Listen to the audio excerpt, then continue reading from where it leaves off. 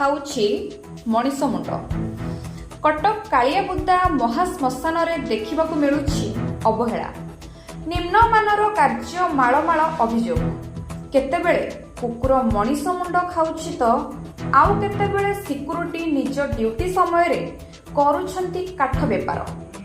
କାଳିଆବୁଦାର ସୌନ୍ଦର୍ଯ୍ୟକରଣ ନିମନ୍ତେ କିଛି ଦିନ ହେବ ପାଚେରୀ ନିର୍ମାଣ କାର୍ଯ୍ୟ ହୋଇଥିବା ବେଳେ ନିମ୍ନମାନର କାର୍ଯ୍ୟ ପାଇଁ ପାଚେରୀଟି ଆଜି ଭାଙ୍ଗି ଯାଇଥିବାର ଦେଖାଯାଇଥିଲା। ଖାଲି ସେତିକି ନୁହେଁ, ପ୍ରଶାସନ ଡେଙ୍ଗୁର ସଚେତନ ବାର୍ତ୍ତା ବଢ଼ୁଥିବା ବେଳେ ଏ ହେଉଛି ତାର ନଗ୍ନ ଚିତ୍ର। ଫଳକ ଦେଖିଲେ ଆପଣମାନେ ବିଶ୍ୱାସ କରିବେନି। ଯେଉଁଆଡ଼େ ଦେଖିବେ ଖାଲି ଫଳକ ମାଳ କିନ୍ତୁ କାମ ଶୂନ୍ୟ।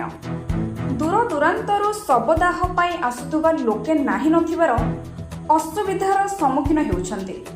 ଶ୍ମଶାନର ରକ୍ଷଣାବେକ୍ଷଣ ପାଇଁ କେବେ ସ୍ଥାନୀୟ ବିଧାୟକଙ୍କ ନଜର ପଡ଼ୁଛି ତାହା ହିଁ ଅପେକ୍ଷା।